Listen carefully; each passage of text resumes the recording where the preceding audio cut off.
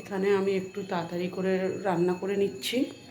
এই যে ডিমের কারি হবে, কষা মতন বানাবো, এখন অর্ধেক আলু ছাড়িয়ে উঠতে পারিনি। আর একটু বেগুনের ভর্তা বানাবো, যে এই যে বেগুনের ভর্তাটায় বেগুন পুড়িয়ে রেখেছি,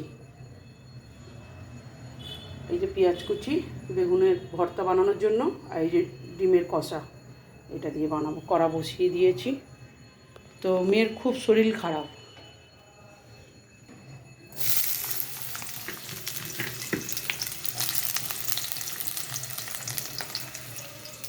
আমি একটু তাড়াতাড়ি রান্নাটা করে নিই।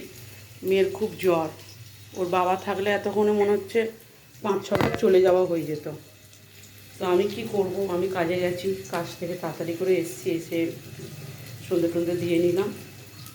তো ভাবলাম একটু ডিমের কষা বানিয়ে নিয়ে যায়, একটু বেগুন পুড়িয়ে একটু ভর্তা করে নিয়ে যায়, ওখানে গিয়ে ভাতটা বানাবো।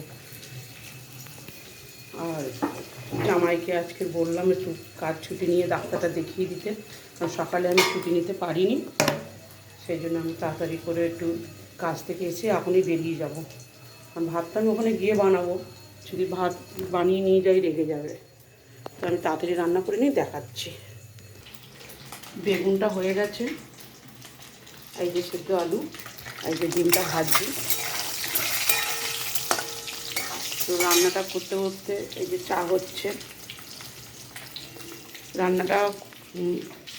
রান্নাটা হতে হতে আমি চটপট রেডি হয়ে নেবো, কারণ বেশি দেরি হলে ভাববে কিছু বানিয়ে নিয়ে আসছে। বানিয়ে নিয়ে আসতে বারণ করেছে, কালকে একটু ঘুগনি বানিয়ে পাঠিয়েছি, মুখে ঘা হয়েছে তো খেতে পারছে না, বলেছে ফ্যান ভাত খাবো আজকে। তাও আমি একটু বানিয়ে নিয়ে যাচ্ছি, পুচকুটা আছে, আর ও বেগুন ভর্তা খেতে খুব ভালোবাসে। ঠিক আছে, আমি রেডি হয়ে নিই ঝপঝপ। রান্নাটা আমার হয়ে গেছে, এই দেখো ডিমের কষা আর এই যে বেগুনের ভর্তা। তো তাড়াতাড়ি রেডি হয়ে গেছে, একটু শাড়িটা পরে নিলাম, তাড়াতাড়ি বেরোবো। তার সঙ্গে আমি একটু চা খেয়ে নিলাম, এই যে গপু সোনাও খাচ্ছে, ওদেরও খেতে দিয়ে দিলাম। তো ভাবলাম একটু তাড়াতাড়ি বেরিয়ে যাই, আবার বেশিক্ষণ দেরি করলে ভাববে কোথায় না কোথায় গেছে।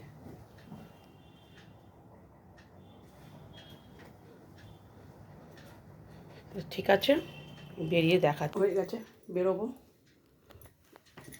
চলে আসবো তাড়াতাড়ি।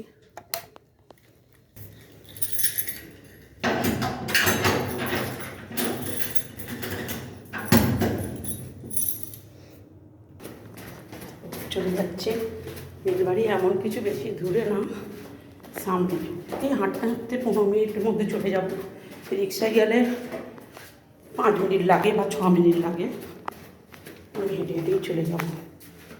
তো ঠিক আছে, চলো। মেয়ে আসলে আসে রোজ দিন 1 ঘন্টা হলেও আসে, এখন তো শরীর খারাপ,